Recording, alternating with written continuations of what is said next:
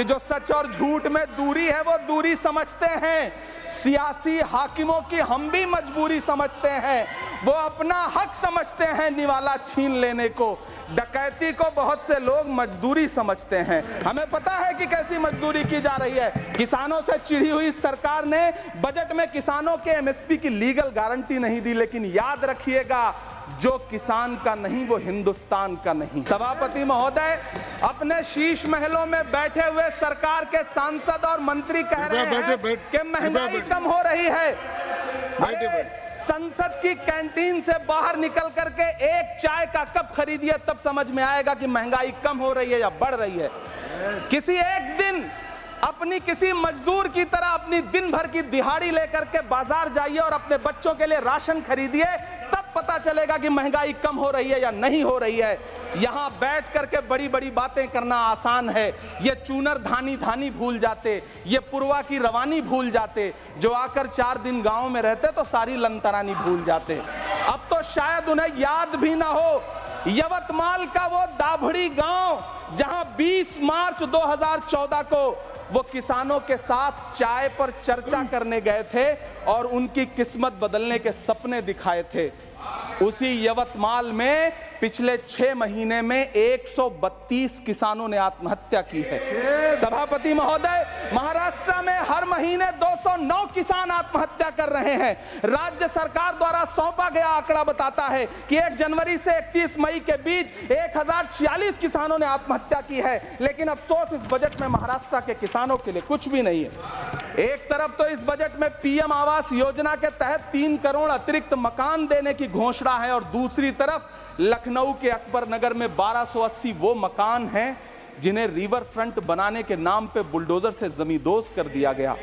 सभापति महोदय, लोग चीखते रहे, बच्चे बिलखते रहे, वसुधैव कुटुंबकम का नारा लगाने वाली सरकार इंसानों के घरौंदे उजाड़ कर जश्न मना रही है। सभापति महोदय, मेरा बहुत भावुकता के साथ देश के प्रधानमंत्री से सवाल है कि इन उजड़ते हुए मकानों और बेघर होते हुए घरों को देख करके आपको नींद कैसे आती है, आप सो कैसे पाते हैं? मेरा सवाल है इस देश के प्रधानमंत्री से, या तो लोगों के घरौंदे उजाड़ना बंद करिए या फिर करोड़ों मकान बनाने की झूठी घोषणाएं करना बंद करिए।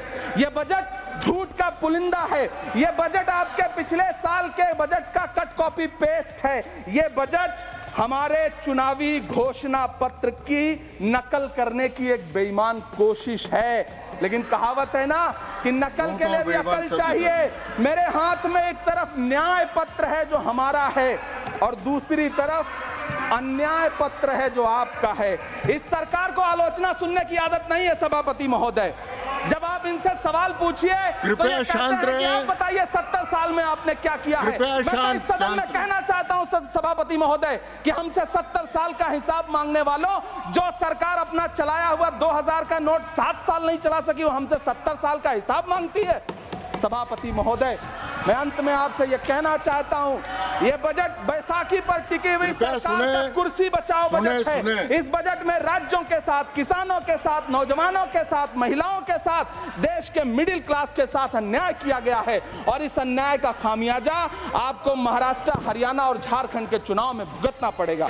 टूटा हुआ लश्कर का भरम देख रहे हैं, टूटा हुआ लश्कर का भरम देख रहे हैं और जिल्ले इलाही के करम देख रहे हैं। ताकत का नशा अक्ल पे हावी है तुम्हारी, तुम देख न पाओगे जो हम देख रहे हैं। वित्त मंत्री महोदया ने इस बजट में महंगाई पर सिर्फ 10 शब्द बोले हैं।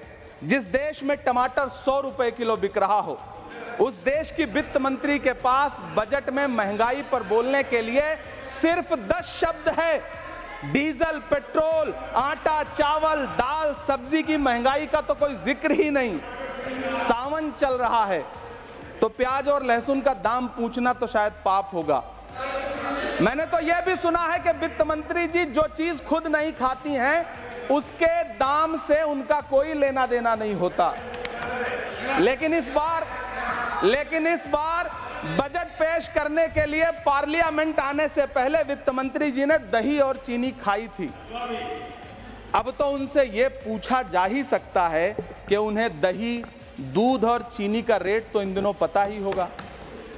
क्या उसे सस्ता करवाएंगी या नहीं सस्ता करवाएंगी? इमरान प्रतापगढ़ी। धन्यवाद सभापति महोदय। 83 मिनट 71 बार थपथपाई गई मेज, 14,417 शब्दों का बजट भाषण और उस बजट में अपने लिए राहत तलाशती मिडिल क्लास की हैरत ज़दा आंखें। सभापति महोदय, मेरे हाथों में जो दस्तावेज है, दरअसल ये देश के किसानों, गरीबों, मजदूरों की उम्मीदों का स्मारक है। ऐसा लग रहा है जैसे वित्त मंत्री महोदया ने बजट नहीं तैयार किया है, बल्कि प्रधानमंत्री जी की मन की बात का संकलन तैयार किया है। टूटा हुआ लश्कर का भरम देख रहे हैं, टूटा हुआ लश्कर का भरम देख रहे हैं और जिल्ले इलाही के करम देख रहे हैं। ताकत का नशा अक्ल पे हावी है तुम्हारी, तुम देख न पाओगे जो हम देख रहे हैं। वित्त मंत्री महोदया ने इस बजट में महंगाई पर सिर्फ 10 शब्द बोला है। जिस देश में टमाटर 100 रुपए किलो बिक रहा हो, सभापति महोदय मेरा टाइम पॉज करें और बार बार इंटरप्ट करने को या तो मना करें। हाँ बोले, कृपया बोले। सभापति महोदय, वित्त मंत्री महोदया ने इस बजट में महंगाई पर सिर्फ 10 शब्द बोले हैं। जिस देश में टमाटर 100 रुपए किलो बिक रहा हो, उस देश की वित्त मंत्री के पास बजट में महंगाई पर बोलने के लिए सिर्फ 10 शब्द है। डीजल, पेट्रोल, आटा, चावल, दाल, सब्जी की महंगाई का तो कोई जिक्र ही नहीं। सावन चल रहा है तो प्याज और लहसुन का दाम पूछना तो शायद पाप होगा। मैंने तो यह भी सुना है कि वित्त मंत्री जी जो चीज खुद नहीं खाती हैं, उसके दाम से उनका कोई लेना देना नहीं होता। लेकिन इस बार बजट पेश करने के लिए पार्लियामेंट आने से पहले वित्त मंत्री जी ने दही और चीनी खाई थी। अब तो उनसे यह पूछा जा ही सकता है कि उन्हें दही, दूध और चीनी का रेट तो इन दिनों पता ही होगा। क्या उसे सस्ता करवाएंगी या नहीं सस्ता करवाएंगी? अगर पता है तो कृपया सस्ता करवाइए, क्योंकि इसी चीनी ने अमेठी में एक मंत्री महोदया का राजनीतिक कैरियर कड़वा कर दिया। सभापति महोदय, अपने शीश महलों में बैठे हुए सरकार के सांसद और मंत्री कह रहे हैं कि महंगाई कम हो रही है। संसद की कैंटीन से बाहर निकल करके एक चाय का कप खरीदिए, तब समझ में आएगा कि महंगाई कम हो रही है या बढ़ रही है। किसी एक दिन अपनी किसी मजदूर की तरह अपनी दिन भर की दिहाड़ी लेकर के बाजार जाइए और अपने बच्चों के लिए राशन खरीदिए, तब पता चलेगा कि महंगाई कम हो रही है या नहीं हो रही है। यहां बैठ करके बड़ी बड़ी बातें करना आसान है। ये चूनर धानी धानी भूल जाते, ये पुरवा की रवानी भूल जाते, जो आकर 4 दिन गांव में रहते तो सारी लंतरानी भूल जाते। सभापति महोदय, इलेक्टोरल बॉन्ड खरीदने के नाम छुपाने वाली सरकार, इलेक्टोरल बॉन्ड खरीदने वालों के नाम छुपाने वाली सरकार इन दिनों आम के ठेला लगाने वालों के नाम जानना चाहती है। मुझे तो होटलों, ढाबों या आम के ठेलों पर नेम प्लेट लगवाने वालों से पूछना है कि कभी खून की बोतल पर देखा है किसी का नाम लिखा हुआ? मुझे पूछना है कि क्या कोरोना के दौरान अपनी उखड़ती हुई सांसों के लिए ऑक्सीजन तलाशने वाले किसी इंसान ने ऑक्सीजन लाने वाले किसी इंसान से पूछा था कि ऑक्सीजन लाने वाला इंसान हिंदू है या मुसलमान है? मुझे पूछना है कि लावारिश लाशों के लिए कोरोना में कांधा देने वाले, चिताओं के लिए लकड़ियां सजाने वाले किसी इंसान से पूछा गया था उसका नाम, उसका मजहब? लेकिन इन दिनों पूछा जा रहा है। सभापति महोदय, अफसोस देश के प्रधानमंत्री जी ने कभी न टूटने वाली चुप्पी ओढ़ ली है। सभापति महोदय, जनता ने 63 सीटें कम क्या कर दी, ये सरकार तो अमृतकाल का नाम लेना ही भूल गई। ये भूल गई है अमृतकाल को, ये भूल गई है मनरेगा को, ये भूल गई है मौलाना आजाद नेशनल फेलोशिप को, ये भूल गई है मणिपुर को, ये भूल गई है महाराष्ट्र को। मुझे गर्व है कि मैं राज्यसभा में महाराष्ट्र का प्रतिनिधित्व करता हूं। महाराष्ट्र जो देश की आर्थिक राजधानी है, जो टोटल कॉर्पोरेट टैक्स टैक्स का 40%, इनकम टैक्स का 32% और जीएसटी का 20% इस देश को देता है, उस महाराष्ट्र के लिए इस बजट में एक शब्द नहीं है। आप बैठ जाए। सभापति महोदय, आखिर महाराष्ट्र से किस बात का बदला लिया जा रहा है? महाराष्ट्र ने लोकसभा चुनाव में बाबा साहब अम्बेडकर के संविधान को बचाने के लिए वोट क्या कर दिया? प्रधानमंत्री जी तो महाराष्ट्र से बदला लेने पर उतर आए। अब तो शायद उन्हें याद भी ना हो यवतमाल का वो दाभड़ी गांव जहां 20 मार्च 2014 को वो किसानों के साथ चाय पर चर्चा करने गए थे और उनकी किस्मत बदलने के सपने दिखाए थे। उसी यवतमाल में पिछले 6 महीने में 132 किसानों ने आत्महत्या की है। सभापति महोदय, महाराष्ट्र में हर महीने 209 किसान आत्महत्या कर रहे हैं। राज्य सरकार द्वारा सौंपा गया आंकड़ा बताता है कि 1 जनवरी से 31 मई के बीच 1046 किसानों ने आत्महत्या की है। लेकिन अफसोस, इस बजट में महाराष्ट्र के किसानों के लिए कुछ भी नहीं है। किसानों से चिढ़ी हुई सरकार ने बजट में किसानों के एमएसपी की लीगल गारंटी नहीं दी। लेकिन याद रखिएगा, जो किसान का नहीं वो हिंदुस्तान का नहीं। सभापति महोदय, मुझे वित्त मंत्री जी से पूछना है कि वो जो कुछ साल पहले 100 स्मार्ट सिटी बनाने का ढोल पीटा गया था, सुना है उस ढोल में पानी भर गया है, इसीलिए आपने उसका नाम बदल करके सिटीज ऑफ ग्रोथ हब्स रख दिया है। अच्छा है, नाम बदलने का खेल खेलते रहिए। आपकी कई सरकारें तो इसी वजह से चल रही हैं। इस सरकार को पढ़े लिखे लोगों से दिक्कत है सभापति महोदय, इसीलिए इस सरकार ने यूजीसी का बजट 66% कम कर दिया है। वाह री सरकार। सभापति महोदय, मैं वित्त मंत्री जी के संज्ञान में लाना चाहता हूं कि किशनगंज में एएमयू सेंटर के पास 224 एकड़ जमीन है। यूपीए सरकार ने सोनिया गांधी जी की अगुवाई में 136 करोड़ रुपए एएमयू किशनगंज सेंटर के लिए सेक्शन किए थे। लेकिन आपकी सरकार ने पिछले 10 साल में उस 136 करोड़ में से सिर्फ 10 करोड़ रुपया रिलीज किया है। 1.5 करोड़ की आबादी वाला सीमांचल बेहतर शिक्षा के लिए उस सेंटर की बाट जोह रहा है। मेरा आपसे सवाल है कि इस सेंटर का बाकी पैसा आप कब रिलीज करेंगे? मुझे उम्मीद है वित्त मंत्री महोदया जवाब जरूर देंगी। सीमांचल उसी बिहार में आता है जिसकी बैसाखी के सहारे आपकी सरकार चल रही है। वहां के लोगों को एम्स की जरूरत है। महानंदा और कोसी से होने वाली बाढ़ की तबाही को रोकने के लिए बांध बनाइए, सीमांचल के साथ सौतेला व्यवहार बंद करिए। इकोनॉमिक कॉरिडोर बनाने से किसी राज्य का विकास नहीं होगा, विकास होगा स्वास्थ्य और शिक्षा के बुनियादी मुद्दों के लिए बजट देने पर।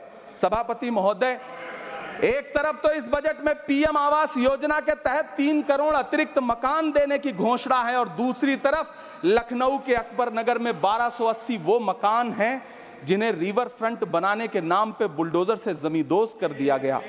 सभापति महोदय, लोग चीखते रहे, बच्चे बिलखते रहे, वसुधैव कुटुंबकम का नारा लगाने वाली सरकार इंसानों के घरौंदे उजाड़ कर जश्न मना रही है। सभापति महोदय, मेरा बहुत भावुकता के साथ देश के प्रधानमंत्री से सवाल है कि इन उजड़ते हुए मकानों और बेघर होते हुए घरों को देख करके आपको नींद कैसे आती है, आप सो कैसे पाते हैं? मेरा सवाल है इस देश के प्रधानमंत्री से, या तो लोगों के घरौंदे उजाड़ना बंद करिए या फिर करोड़ों मकान बनाने की झूठी घोषणाएं करना बंद करिए। यह बजट झूठ का पुलिंदा है। यह बजट आपके पिछले साल के बजट का कट कॉपी पेस्ट है। यह बजट हमारे चुनावी घोषणा पत्र की नकल करने की एक बेईमान कोशिश है। लेकिन कहावत है ना कि नकल के लिए भी अकल चाहिए। मेरे हाथ में एक तरफ न्याय पत्र है जो हमारा है और दूसरी तरफ अन्याय पत्र है जो आपका है। इस सरकार को आलोचना सुनने की आदत नहीं है सभापति महोदय। जब आप इनसे सवाल पूछिए तो ये कहते हैं कि आप बताइए 70 साल में आपने क्या किया है। मैं तो इस सदन में कहना चाहता हूं सभापति महोदय कि हमसे 70 साल का हिसाब मांगने वालों, जो सरकार अपना चलाया हुआ 2000 का नोट 7 साल नहीं चला सकी, वो हमसे 70 साल का हिसाब मांगती है। सभापति महोदय, मैं अंत में आपसे यह कहना चाहता हूं, यह बजट बैसाखी पर टिकी हुई सरकार का कुर्सी बचाओ बजट है। इस बजट में राज्यों के साथ, किसानों के साथ, नौजवानों के साथ, महिलाओं के साथ, देश के मिडिल क्लास के साथ अन्याय किया गया है और इस अन्याय का खामियाजा आपको महाराष्ट्र, हरियाणा और झारखंड के चुनाव में भुगतना पड़ेगा। सभापति महोदय, इस सरकार ने नोटबंदी लगाकर देश की आम जनता की पूंजी कृपया छीन ली। बैठे बैठे नहीं बोले, गब्बर सिंह कृपया। टैक्स लगा करके छोटे व्यापारियों के कारोबार छीन लिए, पेपर लीक करवा करके युवाओं की आंखों से नौकरी के सपने छीन लिए, अग्निवीर लाकर देश के जवानों की उम्मीदें छीन ली, बुलडोजर लगाकर लोगों के आशियाने छीन लिए, महंगाई लाकर देश की जनता की थाली से निवाले छीन लिए और नारा लगाया कि हम तो सेवक हैं, 18-18 घंटे काम करते हैं। इन्हीं लोगों के लिए किसी ने शेर कहा है कि जो सच और झूठ में दूरी है वो दूरी समझते हैं, सियासी हाकिमों की हम भी मजबूरी समझते हैं, वो अपना हक समझते हैं निवाला छीन लेने को, डकैती को बहुत से लोग मजदूरी समझते हैं। हमें पता है कि कैसी मजदूरी की जा रही है। सभापति महोदय, मैं यहाँ खड़ा होकर के अंत में आपसे कहना चाहता हूं कि इस बजट में तमाम राज्यों के साथ अन्याय किया गया है,